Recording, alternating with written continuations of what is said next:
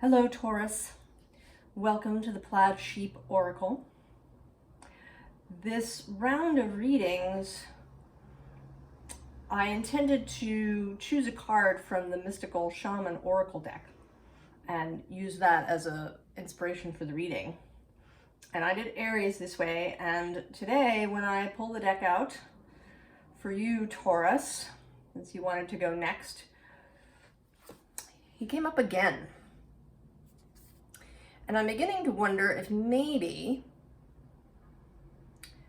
we'll see as I go on, but maybe it's about the mystical shaman's message. I don't know. We'll see as we go through the rest of the signs. But your cards today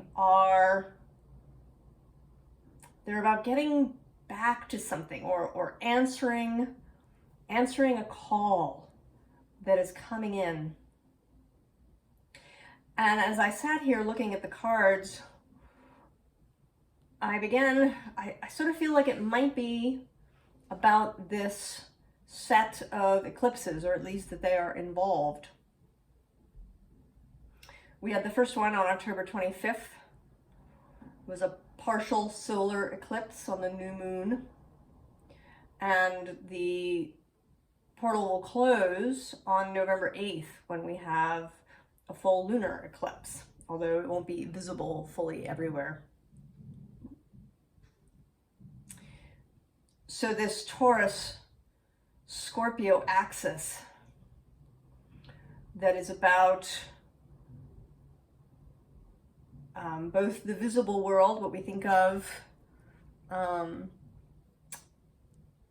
as our reality, the things we can taste and touch, the earth, the things that grow, our own bodies, our resources, and then this other side, the place where all of this exists energetically, the potential space,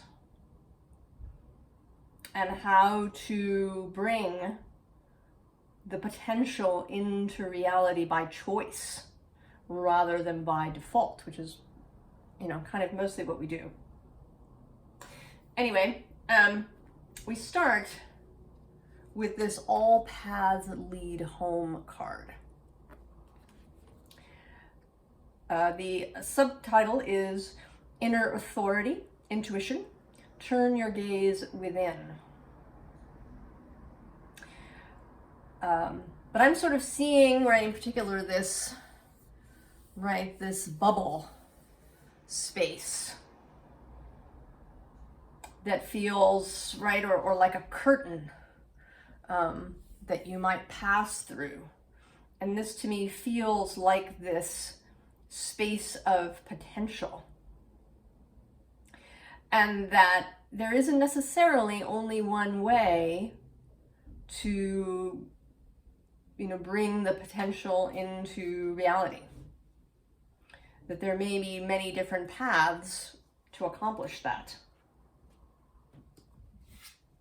The next card is the Blue Flame. Spontaneous awakening, activation, integration time. And I have this sense that this blue flame is standing right on the other side of the doorway to your world, Taurus, to your life, and is waiting, And here you are in this called card, sold gifts and training. It's time to step up. You're on the other side of the door. And what is required here is willingness to open the door, to cross the threshold, to meet the blue flame on the other side. And I have a sense of a bit of hesitation, Taurus, on your part, perhaps. She appears, to be moving. She's in this red cloak which sort of, you know, implies fire and movement. But to me, it feels like there's a little hesitation. Next is this I Remember card. Soul plan. Fated life versus the destiny life. And I've had this discussion with people, right? What is fated, what is not? And I usually say that that some things are fated. Say, right, you are going to have certain astrological transits in your life, right? The planets move and those things are going to happen.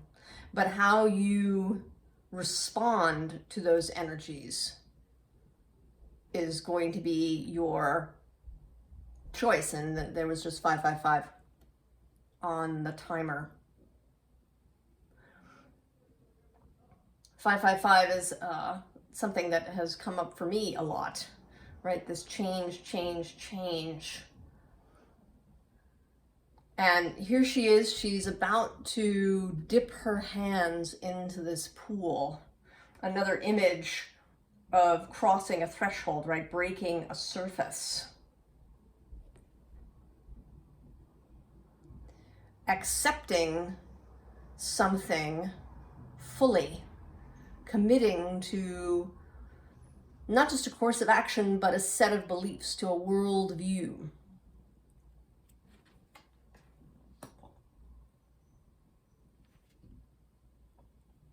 The next underlying card is this Rankinium with this dog. This sleeping dog,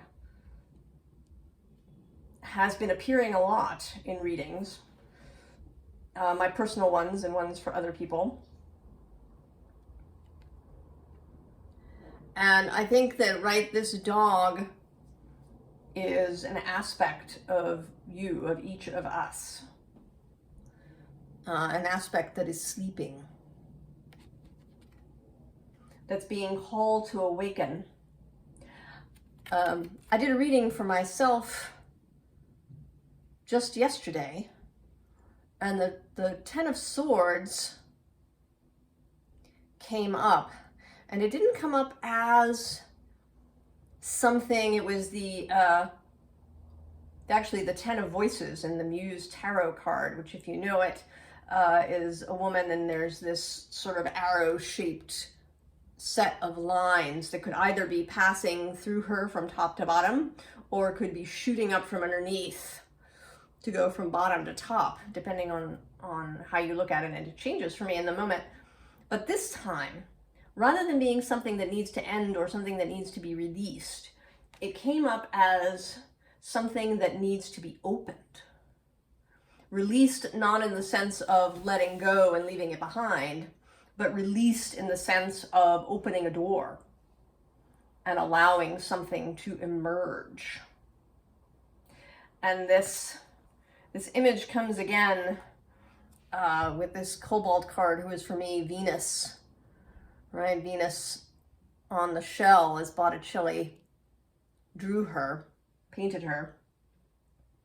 Her arrival from the sea, right, her emergence. The emergence of this Venusian energy.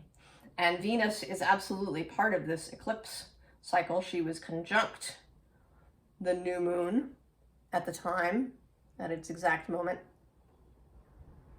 Just a little bit beyond, it was a partile, same degree, 2 degrees conjunction. What do you love? What do you value, Taurus? What is it maybe within you that wants to emerge? Some deep beauty, some deep love for something. For the world, for a particular person. It seems, right, that love is trying to emerge, that beauty is trying to emerge, to be woken. But Here again, in these two cards, there is a sense of resistance, of tucking in, of holding back, of wanting to hold, right, to push and hold something back.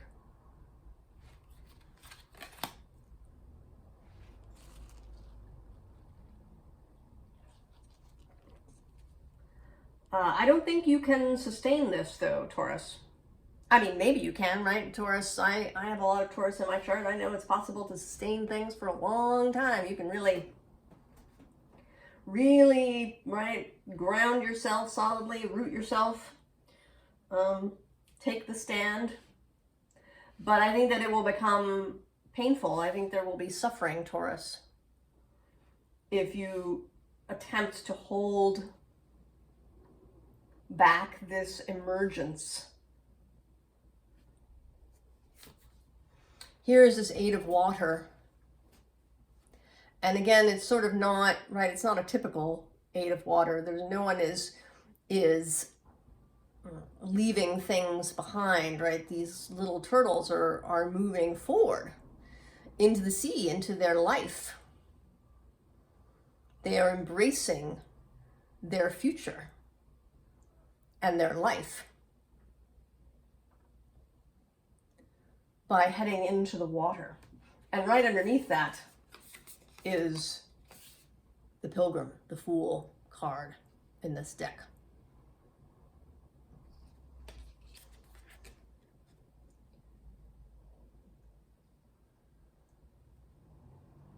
Whatever it is, I mean, this does, right, this feels very mystical to me. I mean, not just because of the mystical shaman, right? There's the choices of deck that came out and the imagery.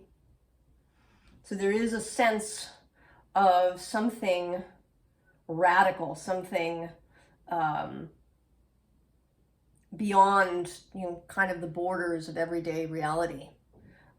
This also coincides with us being in the Samhain time. For me, these cross-quarter days are not just a single day. They're a whole sort of period between new moon and full moon in that space.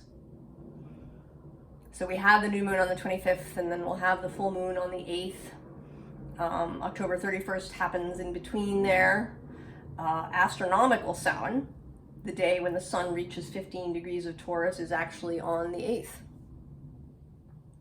When we have this other half of the eclipse, this lunar eclipse that is conjunct Uranus in your sign of Taurus. So there is all of this mystical, esoteric, witchy, magical stuff going on. But it is also true that if this is not how you roll, maybe you are not someone who is interested in leading, right, what one might call a witchy or wizardy sort of life on a daily basis. You may be here, I mean, you're watching a tarot reading, but you may have real practical desires for your life. Ones that fit, kind of into, what some might call regular or normal reality. Maybe you have a business that you're starting.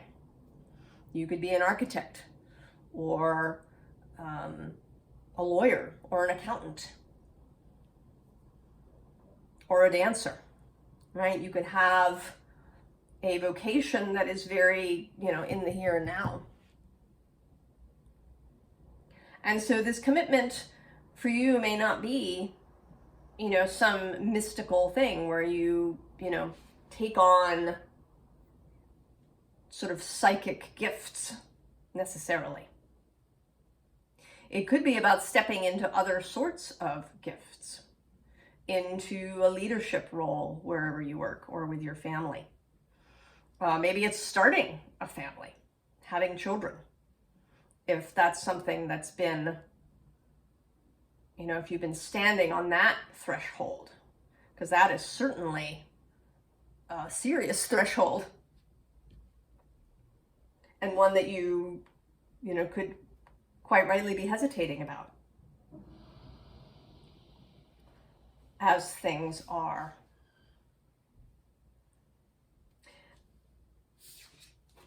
But you are not alone, Taurus. This is a community affair. And I don't mean to say that you're necessarily working with others. You could be. You might have a learning group that you're part of, or maybe you have partners in your business, or the other members of your family are people that you consider, sort of part of your community. Maybe you have a community project that you're doing. Or if you are, sort of into esoteric practices, you might have a group that you work with, a coven or other sort of group. But even if this is just you alone in this moment, Taurus, if there's no one else involved, there is a community vibe. This is happening for other people, and not just Taurus and Scorpio, but all of humanity. And some people are in a place where they are perceiving this call, and this energy is there whether you perceive it necessarily or not. So there is a group thing happening.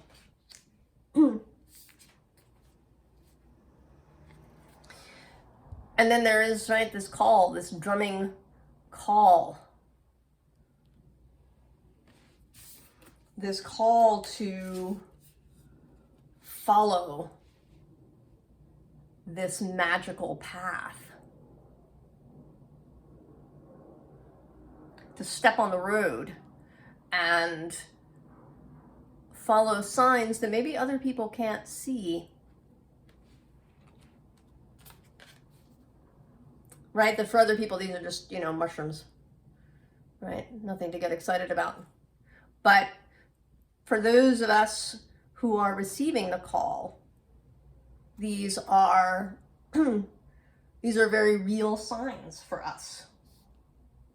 They are there. They are calling. And the call continues not just from the shaman, but from the priestess. I see her here, like she's just banged the gong of the moon that stands behind her. And this sound has created this light path that is reaching out to you, Taurus. Reaching out to you.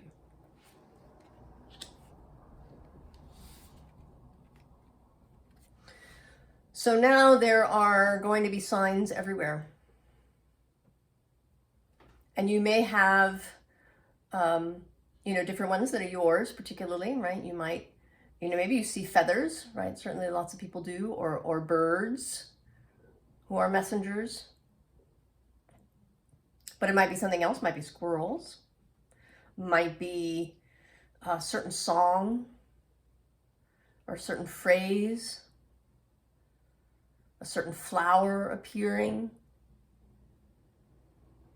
Whatever your sign is, that's going to start showing up. But there's also going to be other things. Right? The key is awareness and attention.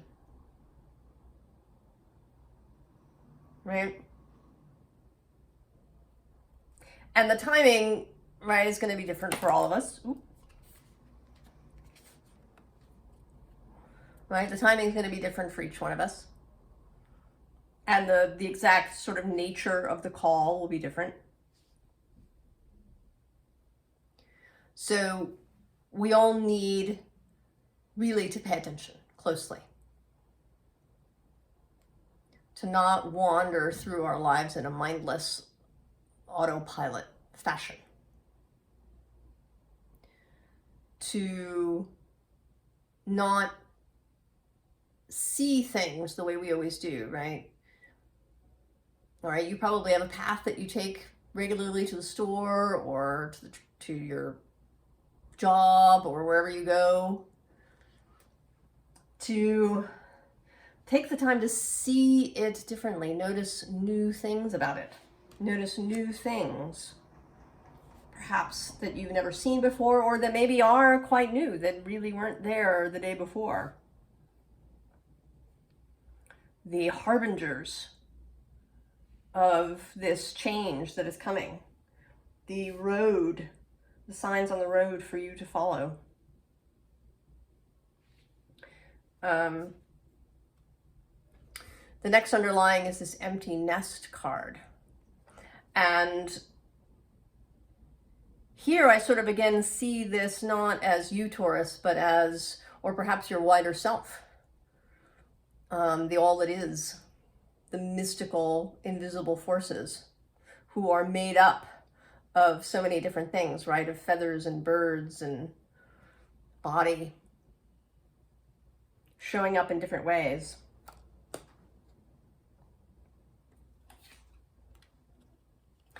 And we have the star. So following even when it looks like you might not know how, or that following doesn't seem possible, right? Right, she's kind of an interesting star character. Right, there's a lot of different things going on in this card. Right, she seems like she might be a little difficult to follow, right, if she runs into the waves. But to consider that maybe there's a way to follow even if it doesn't seem that way.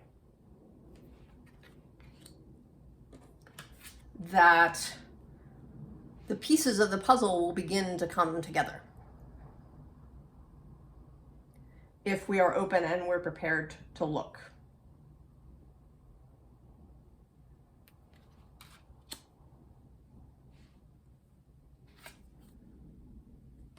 That we will have a moment when things become more clear. Right? I feel as if she here has had a moment of revelation.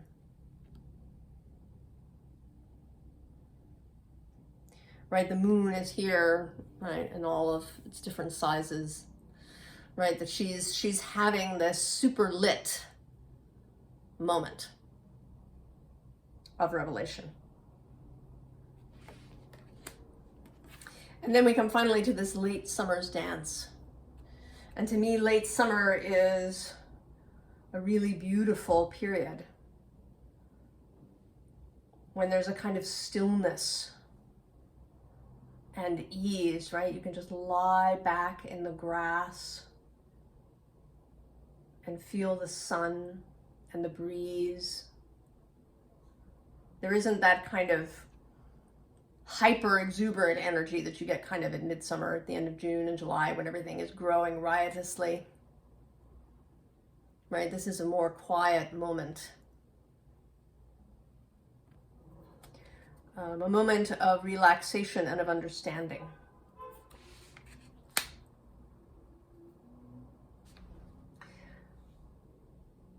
So I know, right, this might be a little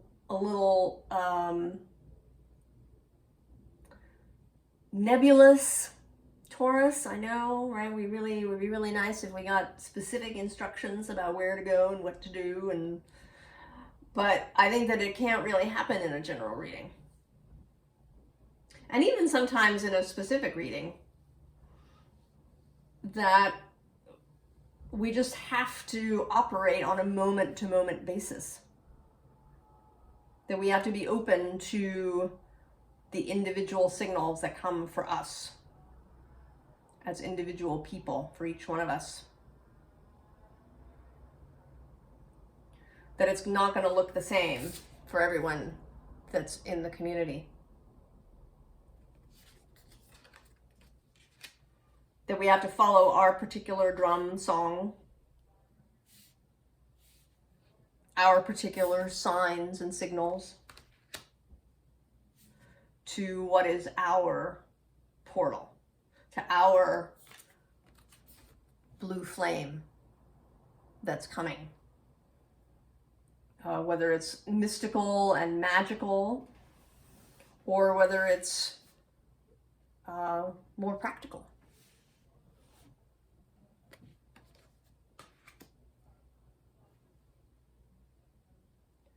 It may be that this will unfold a little more, because by the time I get to the next Taurus reading, we will be on the other side of the eclipse on the 8th. More information may have emerged for all of us. I mean, the eclipses, they do, echo and ripple out in both directions. The effect of the eclipse doesn't just stop on the, 8th or 9th. It continues outward. But perhaps there will be more information for us by then, Taurus. And we'll see as the other readings unfold. I have the sense that in this particular set, that the readings will really be interconnected, and perhaps even a kind of map to follow. But we will see. I wish you all of the very best, Taurus, and I will see you next time. So long.